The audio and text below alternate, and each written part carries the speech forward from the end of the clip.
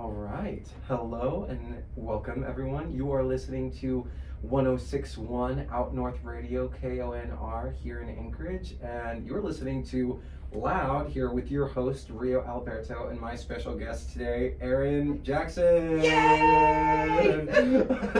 Erin, thanks so much for coming in today. I'm so excited to chat with you, as you can tell by the fact that I've been harassing you for like weeks. I'm excited to be here. You know, I'm always excited to chat with you, Rio. Yes. Okay. Well, I wanna let you do the honors of introducing yourself because you know it better than I do. Sure. Well, like you said, my name is Erin Jackson. I have lived in Anchorage, Alaska since 1970. I'm definitely a product of Alaska. I consider myself full-blooded Alaskan. I went to Wonder Park Elementary, Windler Junior High School. I am a proud graduate of East Anchorage High School, where the cool go to school. I went to Gonzaga in Spokane, Washington for college for a year. Wait, what? I went to Gonzaga. You went to Gonzaga? I did. I'm from Spokane, Washington. Are you really? I didn't know that. I'm so sorry. So you get where I'm coming from here. Absolutely. Wait, you went to Gonzaga? I no did. way. Okay, so my mom actually lives over on Mission and Cook, over in the Gonzaga neighborhood too. Oh, okay. Yeah. So my best friend went to Gonzaga. She was an Act scholar there, so she's done the whole thing. Oh my gosh. Okay. Keep going. Okay. So if you know Gonzaga, then you know that I was definitely what I like to call an extreme minority. Yeah. When I looked at the college book, they used to have this huge college book that had all the colleges in the United States listed.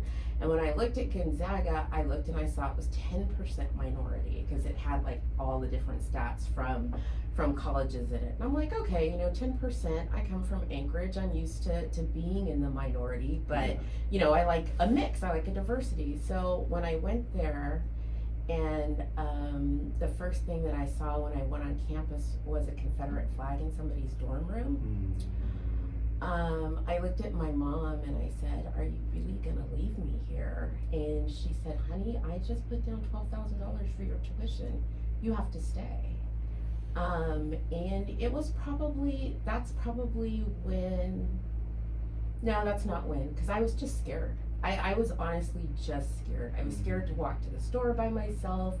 I didn't want to integrate with my classmates because, I never knew where people were coming from. And I remember going to a party when I first got there, probably within the first week that I got there, and I got super intoxicated. Like, it was probably one of the first times I ever got blackout drunk. And I do have recollections of like remembering telling people like, "Where are all the black people?" You said it. We gotta ask this right now. I gotta know. And so it was just a very awkward year, and I was not happy. And I did have a small cadre of the land of misfit toy friends, that we all got along how we could get along. But there was a lot of racism there. I got called out of my name. I didn't realize it was 17 miles away from Coeur d'Alene, Idaho, which was the seat of white supremacy at the time on the West Coast. And white supremacists came on campus and tried to recruit. It was a hard year. It was a really hard year. And it was the first time in my life, being from Anchorage, Alaska, I got called out of my name on the playground. It was the one time we were allowed to fight. If somebody called us by a racial slur, we were allowed to actually start that fight. We didn't have to get hit first. Otherwise, we were in trouble if we hit first. You were always allowed to defend yourself, but you weren't allowed to be aggressive. But I had never experienced that level of overt racism. And so that kind of started my journey. That started my eyes opening up to the fact that every place wasn't like Alaska. And racism, you didn't just read about it in, those kind of things like the Confederate flags and people calling you the N-word and things like that. It didn't just happen on TV, you know what I mean? Right. So it was scary. But then I flipped the script. The next year I went to University of Detroit. Okay. You said, just kidding. Oh my gosh. So Detroit at the time was 98% black. University of Detroit is in the heart of downtown Detroit. Well, not downtown, it's in the heart of Detroit. And I went there and found out that I didn't fit in any more there than I fit in at Gonzaga. I was definitely special. I was always that girl from Alaska. And I found that the minds were equally as small in Detroit as they were in Spokane. And that was another framework for me. That was another building of the framework of becoming an organizer, because I realized that small minds are universal, right? Racism is a construct, but it does have a boomerang effect for black people of making them, you know, it's almost like people have this tendency to always have to look down on somebody, you know. And I really found that in Detroit, and I didn't like it, and I ended up getting really sick and had to come back home. Then I went to University of Alaska, which was like going back to high school for me after being in I shouldn't say real universities, but at the time University of Alaska wasn't as strong as it is or was until they just cut all the budget, but it wasn't as strong of a university as it was now. And so I decided to I did the bum around thing, worked temp jobs, and then I landed doing a temp job at Anchorage for Rendezvous, the festival in February. Oh yeah, the Ferrandi, yeah. Yeah, and I started there as a receptionist, 500 incoming phone calls a day. It was oh my god. It was fun though. It was really, really fun. And I ended up staying on through Renaissance Festival, because they also produced Renaissance Festival at the time. And I got a full-time job and went from being the receptionist to ended up being the events manager. And serving as the recording secretary for the board of directors, and actually creating a lot of the events that you see now for Rendezvous, like the Jim Beam Jam. That was actually, my sister and I thought of that. We also had a teenage event called the Fur Ball, which cute. Was awesome. That's and so it grew exponentially. But the year that I left, they had a big to do in the middle of downtown where they kicked all the kids out at 1 o'clock in the morning, and the APD had to show up. It was ugly. Anyway, they didn't have enough security because they were trying to cut the budget. So in any case, that event never happened again. So that's where I got my event planning experience from. And from there, I jumped to working for Powers Public Relations, which is Tutoro Bingo. Jack Powers was a mentor of mine. He helped found the Anchorage Bucks. I worked into being kind of a management liaison for him, and he got super ill with cancer. He actually eventually died from cancer. And as he got sicker, the more I stepped into his role of being kind of the political face of the organization, because bingo in Alaska is charitable gaming, and so it's regulated, very heavily regulated by the state. And so we would have to go before the legislature to push for certain bills and that kind of thing. And as he got sicker, he couldn't do that, so he would send me. And that's how I got experience on kind of the political policy side, you know, the way that the legislature works and talking to politicians and how you lobby for certain bills and that kind of thing. So that was really great. And he actually told me at the time, that I really see you having a future in politics, Erin. And I'm like, no. No, Jack, what you need is a human resources department, because your mouth is going to get all of us sued. So I went to human resources, and I got my professional in human resources. I got my certification, and actually built his human resources program from the ground up, because they had nothing. So that's how I got into HR, and I went and worked for Doyon, the Native Corporation, for about a year, and then I went back and worked for Jack, and gosh, then what did I do? Oh, I went and worked for child support. Yeah. A very broken system. Let's put it that way. Yeah. I thought that I could make a difference, because I am Don Quixote, and I will go against windmills. Go fight those windmills. And it was enlightening. I did learn a lot about the state and how the state works and how regulations really can get in your way of treating people like human beings. Yeah. I saw them go after people that were really trying hard and let people go that weren't trying at all, you know, and it was hard. That was a hard job. It was super duper hard. So anyway, then I went and worked for a private corporation, a drug testing corporation that shall remain nameless, because I'm sure we'll get into the racism aspect of what I experienced there. And from there, I went and worked for another private contractor, a government contractor that actually had a contract for ICE. Worked in human resources. Had no idea when I started that that's what they did, but I really, really needed a job at the time. And I was working for them when they started the horrible immigration policy of locking up kids in cages. And we got a lot of backlash for that. And so having to go through that is what really, it was the catalyst that brought me to where I am today, because I had to suppress what I really believed internally and say things and represent a position that I disagreed with my whole entire being. You know, we were hiring transportation and detention officers. That was one of my jobs. And they put me on the phones because I'm good on the phones, and we were getting 300 incoming phone calls a day that were all angry, unhappy, telling us that we were horrible people. And you know, I agree. You're like, you're not wrong, guys. Yeah, and it was just really hard. And so finally, I worked with another wonderful, wonderful lady. Her name is Mita DeWitt. She's actually the APOC chair for the Recall WV campaign, and we started a nonprofit together that we're still working on establishing, but it's pretty.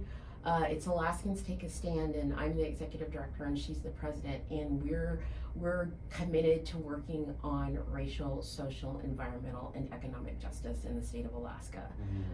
Full stop. You know, and which gives us a full range of being able to really affect change in Alaska and partner with different groups that are like-minded, that really just are less interested in politics and more interested in making Alaska a state that everybody can thrive in. So that's kind of my story. I'm sorry, I just Don't blah, be blah, sorry. blah, No, blah, this is blah. your time. That's what I brought you here to do. Quite literally exactly what you just did. No, and that's what an incredible journey, because you've worked in community, you've worked in corporations, you worked privately, you've worked federally, like you've really had your hands in everything. Jack of all trades. Master of none. And what a oh my gosh, you're looking at one of them. Oh my gosh. Yeah, if you had seen what was going on here at the radio station prior to actually getting this going, oh man. But I digress. No, it's just as the experience that not very many people have of being weaponized just because of the vessel that you happen to be inhabiting this go around on Earth. You're like, oh, that's the power that I hold for you? Oh, that's what you're going to use and take me for? And so what an incredible thing to be doing, you know, to be truly taking license of your identity, your energy, your expertise as well. Like you develop a lot of skills, you know, just like you said, learning how to be an event coordinator just from starting out, you know, at the front, right? Sure. You learn, you develop those skills, and so I'm of the school of thought of like, lived experiences, you can allow that to equate your education. Oh, absolutely. Right, absolutely. Because I mean, let's be honest, not everyone really has the privilege of being able to finish their schooling, no matter what level. You know, I am still trying to finish my bachelor's degree, honestly. Okay, there we go. Yeah, and I started back at school in 2018, I think, but I have elderly parents that I take care of. My dad's 84 and my mommy's 81, and you know, they're having mobility issues and, you know, just the issues that go with age. And so I actually moved in with them, and we take care of each other. That's what I like to say. But that on top of organizing the recall, getting that off of the ground, and just some other things that were going on in my life. I was also taking care of my brother who recently passed in December. So being his primary caretaker as well, it was just too overwhelming with school. And so I dropped out of school for the time being, but I am not done. I am going to finish my degree because education is so important. It's so important. And yes, life experience can take you far, but I don't know how many opportunities I lost because I didn't have that piece of paper. Right. And that piece of paper that was elusive because of all the other things and all the other circumstances in our life. Absolutely. Yeah. And that's your ticket through the gate, right? Absolutely. That piece of paper. But one of them anyway. Oh man. Oh geez, but we're moving forward. And yeah, so you've been able to take all of the summation of your experiences and really channel them into something that's not only productive, I imagine, for yourself, being the ED of your own, of something that stands for so many communities that need something like that right now. And but you're quite literally starting a movement, right? You trying, right? Alaskans Take a Stand has been integral in the community of Alaska coming together to demand justice and to demand equity and to demand humanity, at the very least, to be recognized as the human beings that we are. Absolutely. And what I love is exactly how you said that, and in that you've done a good job of, politics are always going to play a part in these things, but for the average person, like how often are we talking to folks and we hear, I'm not political, I try to be political, I don't talk about politics. We don't want to do that because there's something weird, I guess, and we can unbox all of that. We know exactly why people don't are political. Absolutely. But to bring those folks along as well and say, this has nothing to do with your political party, because guess what, there are problems everywhere. What this has to do with what we are deep inside, which is at our very core human beings. Right. And how do we make sure that everyone is brought along and honored and respected in that way? So. Absolutely. We all want the same thing. We all want our I don't have children, but I want your children to thrive. I want this world to be a better place for everybody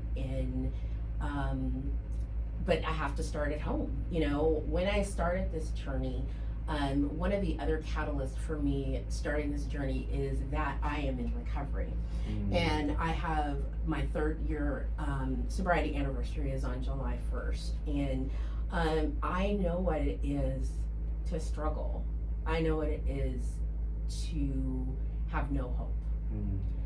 And so from that place of where I was 3 years ago on June 30th, which was totally depleted, I had nothing left.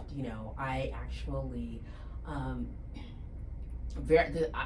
this is really personal, but I was in my brother's backyard with a very sharp knife in my hand and realized that there was nothing for me on this earth.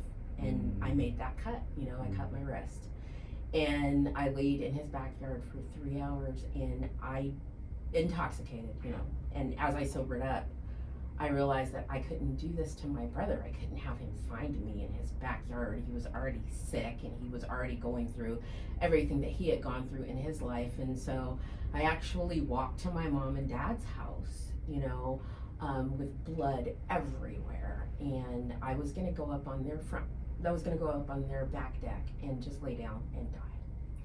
And I walked up on the back deck, and it just so happened that my dad, who is rarely downstairs in the afternoon, happened to be downstairs, and I caught his eye, and I just looked at him through the glass, and I threw myself on the glass, and I said, I don't want to die, Daddy.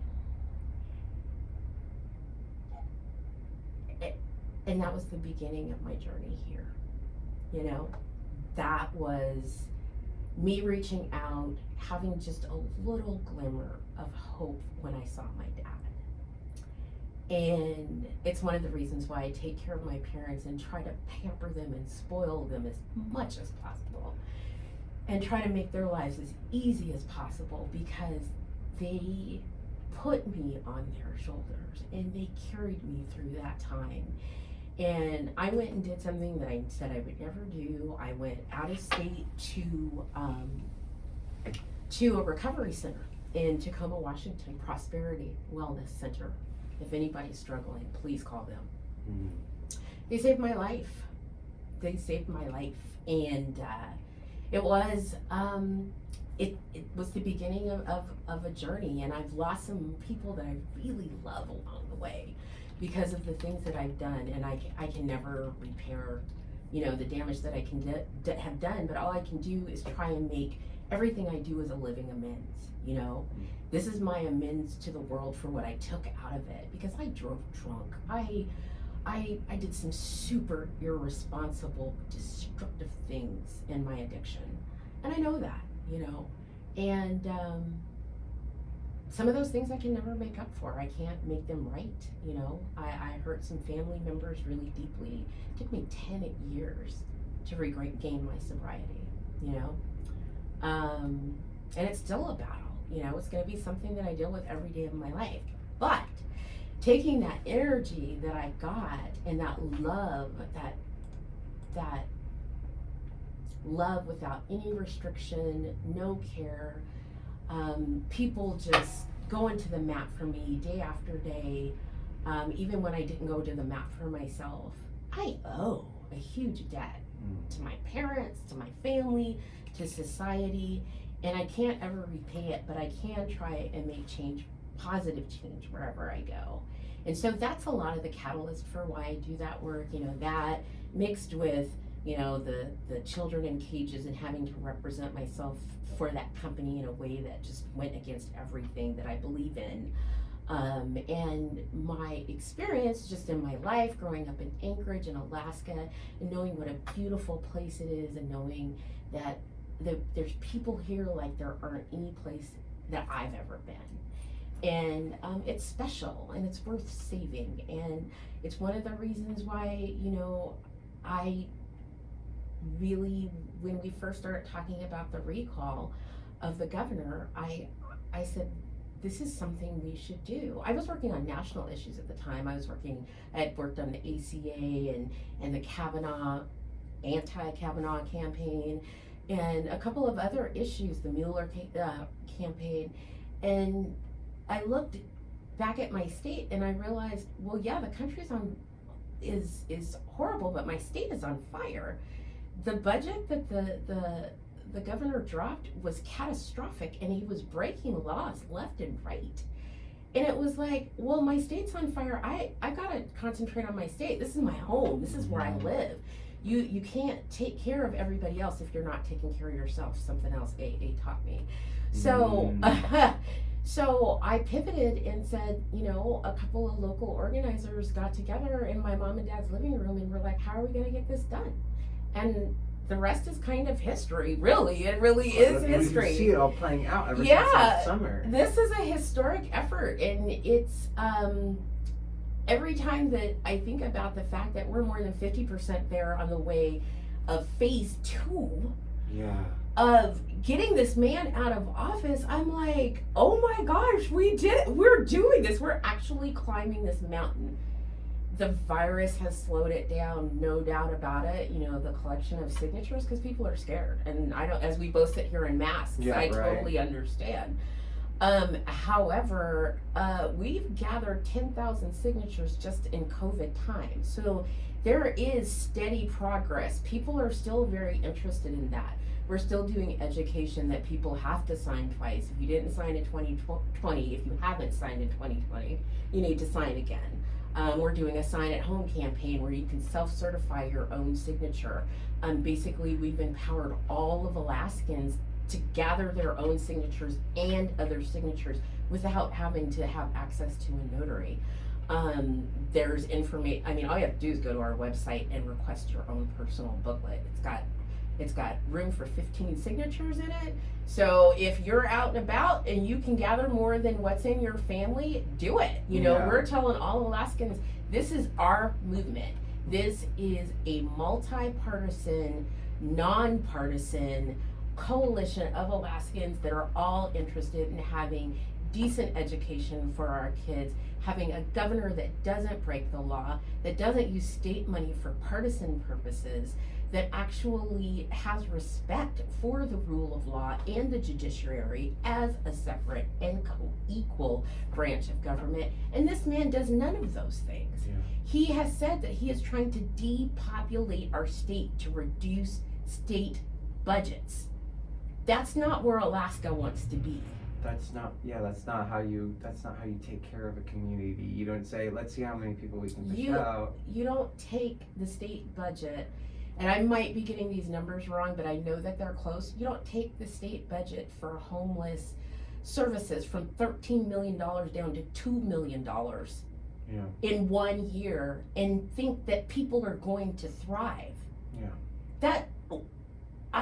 Sometimes I just get speechless and tongue-tied because I'm so angry and so frustrated that these are the types of leaders that we're electing. Why? What is wrong with us as a society that we're electing people that don't care about humanity? Yeah. The lack of empathy. How do you teach people to care about other people? Well, that's one question, but let's not elect them. They're gonna be out there in the world, but let's not elect them to be our leaders. He has a proven track record of not being a good leader. I was at Spenard Market. We'll be there this Saturday collecting signatures, by the way. That would be tomorrow from 9 to 2 at the Spenard Market.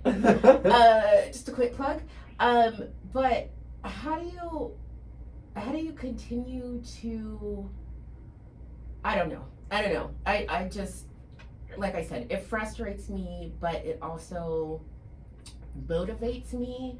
And people like you, Rio, keep me, people like you and Evan keep me energized, and open.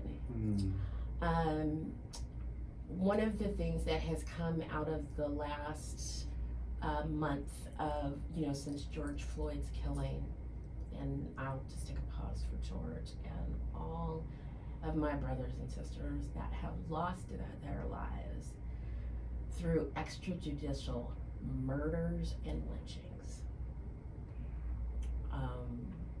There are no words. There are no words.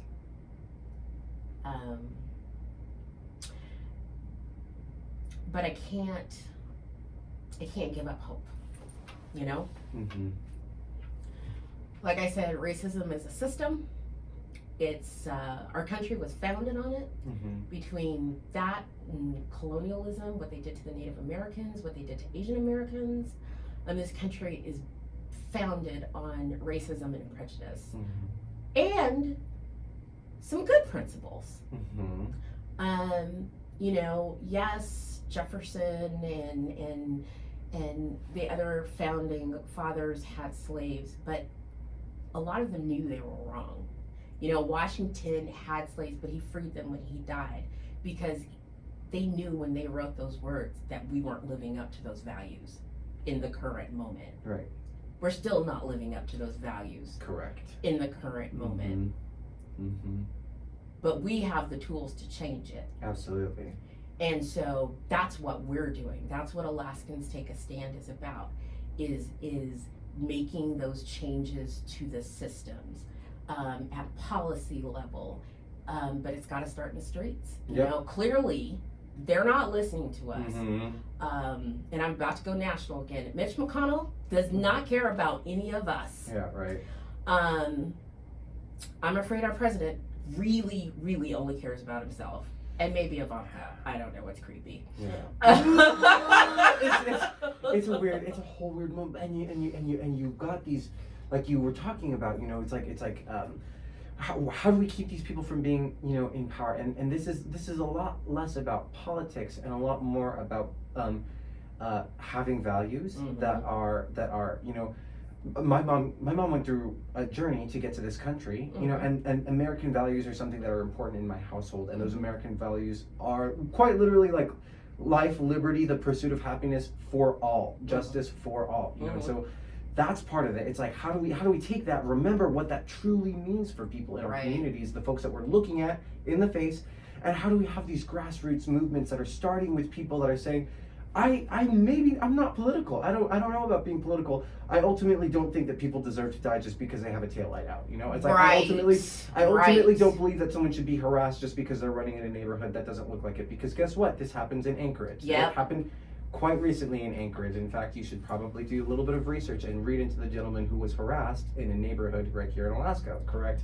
If you have not heard about that, I highly recommend that you do some reading about that, because it is more than devastating and more than disappointing. It is quite literally infuriating to recognize It really is. the people in your community, the folks that raised you, the folks that you go to the grocery store with, the library with, maybe the person at the post office could have treated someone like this. Absolutely. Right. And how do we let that happen? But you're so on point with it, and I've got goosebumps right now thinking about it, because it has to start in the streets. People, whether or not you directly take to the streets, that is your business. I'm not going to tell you either way. I do believe, however, it needs to start in the streets, in the sense of the grassroots movement. Like you said, it was folks that came into your mom and dad's living room and said, what are we gonna do? It needs to be just like that. You need to look at your neighbors and say, what are we gonna do? And also, what do you need? Like, if we have a governor that's going to be slashing budgets left and right, what can I do for you? Can I cook you a meal? Can I give you a ride to work? Like, how do we take care of each other? Yeah, one of our board members actually was one of the original guys that started with the recall, and he's got a homeless guy living on his couch. That's what I'm talking about. People care. People care deeply. Absolutely. Mita has 8 kids.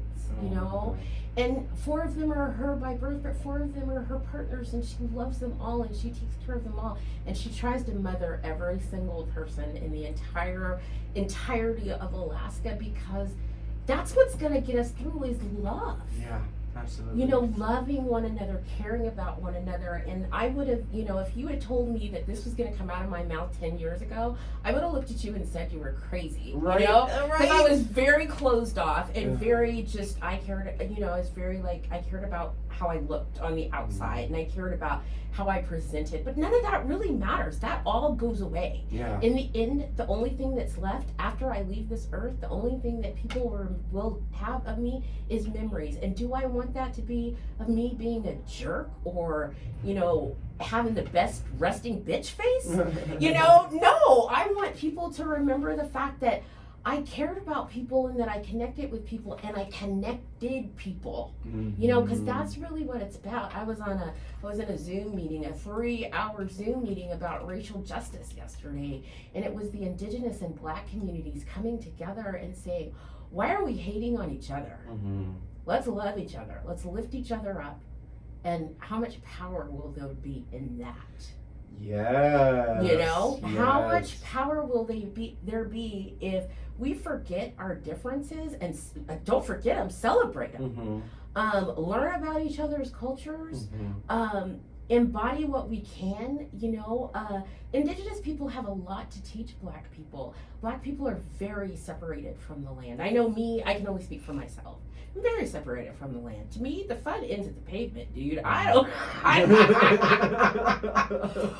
learning about it, I look at it, I love it. I think it's beautiful. Nature is gorgeous, but actually nature is gorgeous. Being in it, I don't know. But I I need to learn to develop that appreciation for the land that I am on, the Dena'ina land that I am on, that they allow us to be on and exist on with such grace and dignity. And that's something that, African American people, because of the way we were brought here, don't necessarily have that connection, to our history and our roots. And just being in the presence of Indigenous people has awakened that in me. I never cared about where I came from in Africa. Now I want to know. Right. Now I want to know, where do my people come from? Africa is a continent.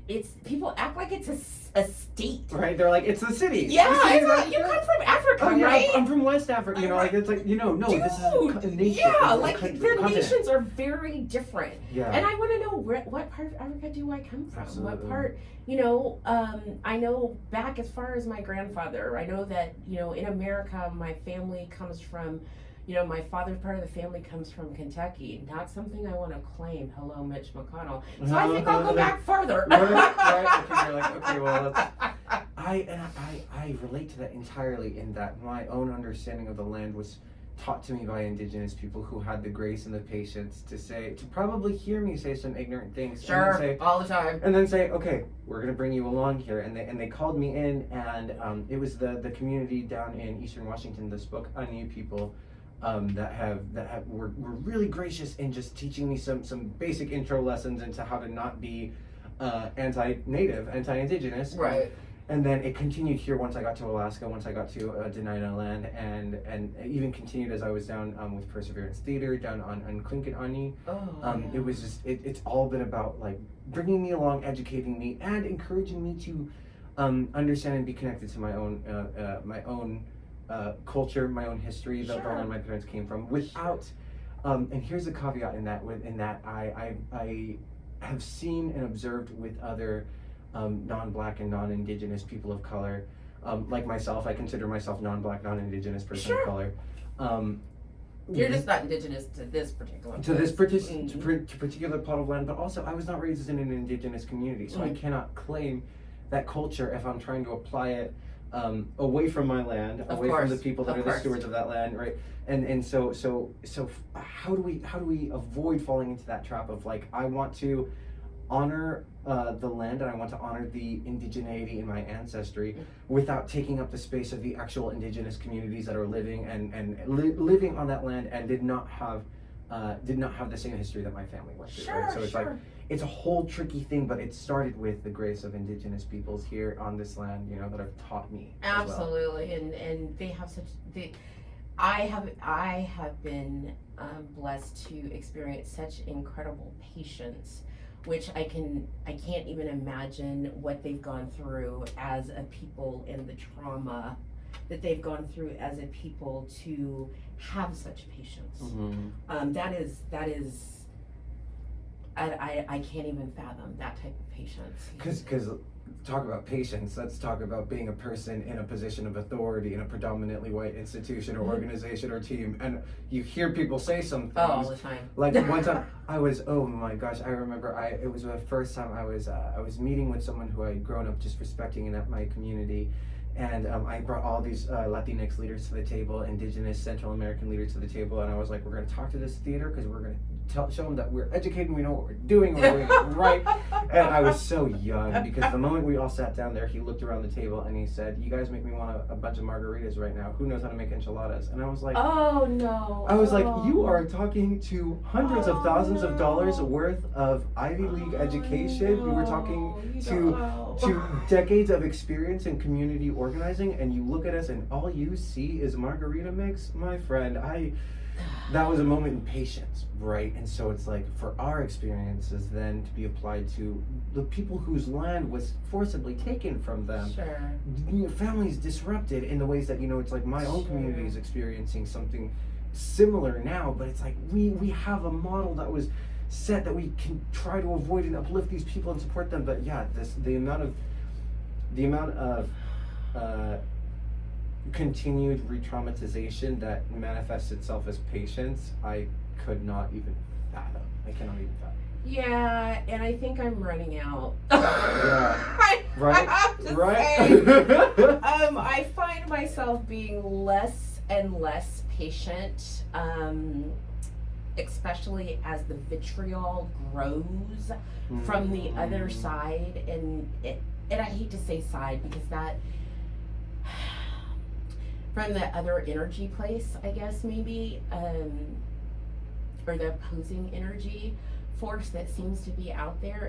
It seems to be so negative and so traumatizing, and that level of ignorance is hard to put up with sometimes. It really is. And I have a tendency to be more patient with people that I love and I've grown to know. And so that's why I try to get to know people, even if they're not ideologically simpatico with me. I try to get to know them, because if you know people on a personal level, it's hard to have that level of vitriol with them.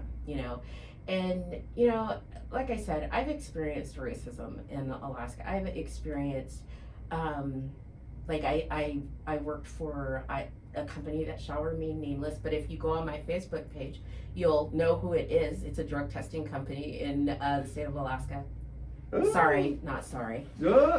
So I didn't sue them, so they should be happy about that. Right. We had a Christmas party. And I had at the time my ex and I worked there together, and I had my sister as my guest, and my ex had my niece as his guest. My niece had actually flown up from California for this party because my sister and I had gone the previous year and had such a good time. And so my niece, who traveled a lot, said, "Oh, I want to come." And so we arranged for her to come. So it was this whole big deal. We all got dressed to the nines, and we go to this Christmas party, and they have a rap karaoke battle. And so I walk in during it, and I'm not really paying that close of attention. And my niece comes in, and she says, Bippy, that's my nickname. Oh God, people are gonna call me that. Okay. Oh my my nickname is Bippy. It's Bippy, bitch. Okay, sorry. You can edit that. We'll edit that out. Okay. So they were doing this rap battle, and my niece comes and says, Bippy, there's people in the bathroom, and they have like afro wigs on, and it kind of is disturbing. And I'm like, well, I don't think they have it, because there was lots of Christmas parties going on. It was the Denina Center, and so there was lots of Christmas parties. I don't think they have anything to do with that art group, just ignore it. And then sure enough, they come out and they're doing a rap song. I don't even remember what it was. It was a Christmas rap song. And they have on afro wigs and buckets of KFC. And these are white people. Once again, for those that think that it doesn't happen here, it happens here all the time. It is pervasive. It was the beginning of the end of my tenure at that particular organization. It was a long separation, let's put it that way, because I really did try and educate the organization and get diversity training installed, because they clearly needed it. Because after I educated the owner about the history of fried chicken and how that related to a birth of a nation, and how horribly stereotypical, that was such a stereotypical depiction of blacks, and why it was so disturbing. Not only did I talk to her in person, I sent her an email with the information from WikiLeaks about birth of a nation. I mean, I went into it. I went and did research and got the top diversity trainer lined up to do the education for the company at a discounted rate, because he was so horrified about the story. He said, your company needs it. I'll give it to you at like 30%, because it was an economic downturn. It took them a year to institute the diversity training. And this was only after my ex had sued him. The week that they put in the diversity training, I got fired. So. And that's not an uncommon story, right? For folks, specifically folks coming from a marginalized identity, or from an identity that does not necessarily fit the dominant culture, to stand up for yourself, it's a huge risk. I had a conversation with a gentleman I respect yesterday, and I made clear to him that he expressed that he appreciated me coming forth with some of my concerns and such, and I told him outright, and I said, it took us having to sit down for me to trust you, because I have been labeled as angry, as divisive, as difficult to work with, having an attitude, as all sorts of things, just because I don't want to be afraid or offended when I come to work, or to a gathering, or to gather, wherever. And so that's a real thing. It's a real thing. And that wasn't that many years ago. I think I want to say maybe 4 years ago. 4 years ago. Yeah, maybe 4 years ago. Yeah. So not really, that's not ancient history. And I have no idea the culture of the organization anymore. I can only hope that they made some serious changes. Some meaningful changes, right? Meaningful changes. Not just a new face, it's not just diversity training, people. It's a change in culture. It's a change in attitude. It's a change in attitude from leader from the top, And I do believe that the particular owner of that organization, I have to say, is a good if misguided person. She had some leadership that was not so good, that, you know, said things to me like, I really hate having our building located downtown because of all the drunk natives, you know, stuff like that. Right. And you know, you as a person of color, you absorb those micro or not so micro aggressions when this person is the director of 4 of the 5 teams of your organization and can have you fired like that. Right. What do you say to that person except, oh, no, that's not very nice. It's not like you can draw a huge line in the sand when your entire household is dependent on the income that you bring. Right. You know? And that not being protected in that way. Right. Yeah. Oh my gosh. Well, so it was 4 years since then. I want to hear about how Erin Jackson is taking care of herself now. What does it look like? What does it look like when you're not movement making, when you're not fighting for the rights and the justice that you know all Alaskans deserve? How is Erin taking care of herself? Well, that has changed a lot since this whole COVID thing. Yeah. Is having parents that are both have not just the age risk factor, but they also have health risk factors.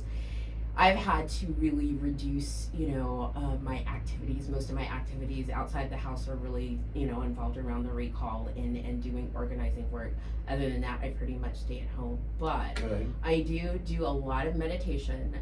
That was one of the wonderful things that AA and going away to a treatment facility that you're basically locked in for it's supposed to be 30 days. I was there for 5 weeks because I'm stubborn and smarter than I need to be. Oh no! Actually, being intelligent and being an addict is like the worst combination. That's what I hear. It's very, very, it's counterproductive because you know that you can think your way out of anything. I can think my way out of this. I don't need to follow those rules. I got this. And that will lead you down the path of rationalizing why you should have that next drink. And your brain is your worst enemy when you're an addict. So anyway, I meditate a lot. I also enjoy cooking, which makes my parents happy. Yeah, I mean, I bet. I fully believe that. Right?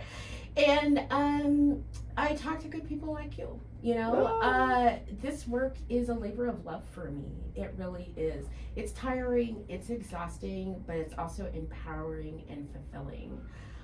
That picture that you have of me that you put out on Facebook, that's actually me after I met Nancy Pelosi. You know, I had just met Nancy Pelosi, and she had stood at that lectern and gave a speech about healthcare, and getting the chance to do things like that.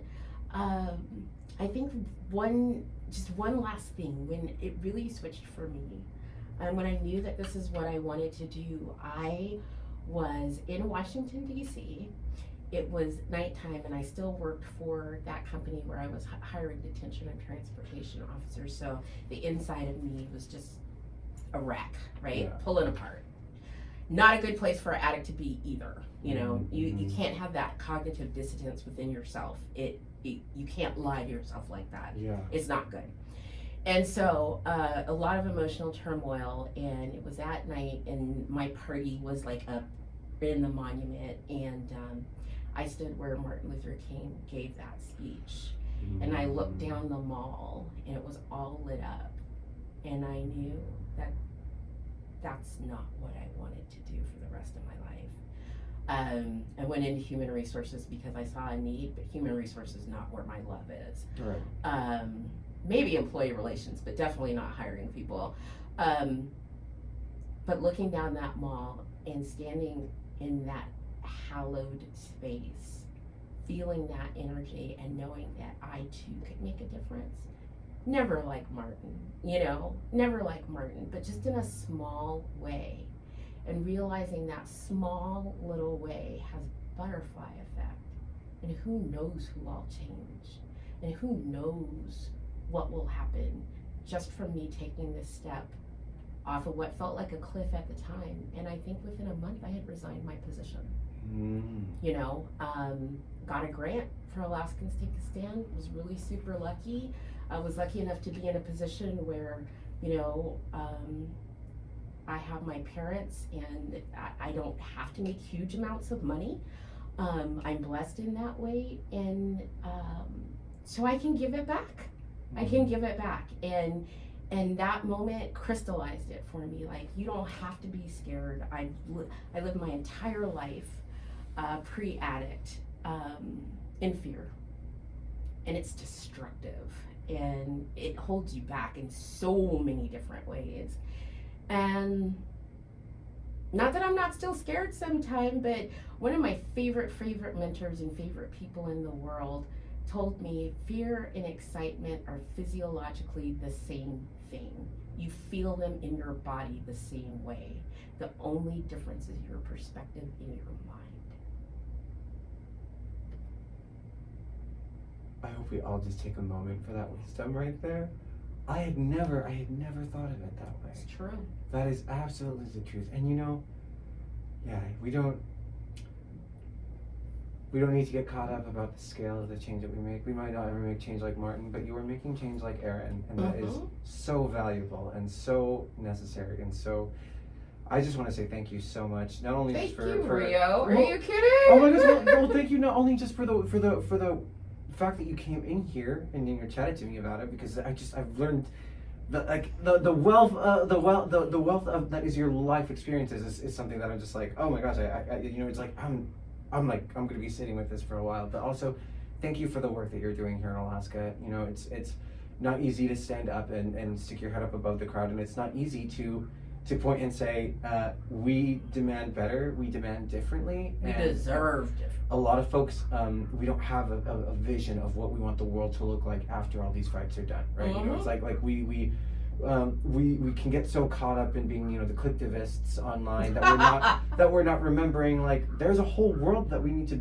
know what do we want out of that. And right. And so folks like yourself that are making those tangible, quantifiable steps to say this is what it looks like for this world afterwards. Like, I'm really grateful. Absolutely. And I want to make sure that I have some time to play some of your music too. So with that, once again, Erin, thank you so much for coming on here today with Loud here with myself, Rio Alberto. You're welcome, Rio. I love you and Evan. Congratulations again on your engagement. Oh my gosh, thank you so much. You're welcome. Thank you for spilling my dirty laundry all over the airwaves. Anchorage, for all two of you that happen to listen to this, now you know. But you are listening to Out North Radio 106.1 FM here on Denina Land in Anchorage. This is Loud with your host Rio Alberto, and we were just here with Erin Jackson. We will be back next week.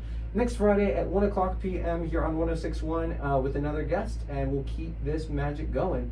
So take care of yourself, surround yourself with people that are for your happiness and success, and make sure that you are for the happiness and success of the people around you. Have a good day. Have a safe weekend. Nicely done, sir. Yes! Oh, I love those earrings, by the way. Thank you. I want to take this off for a second because I'm just like... I know! It gets so hot! It gets so stuffy in there.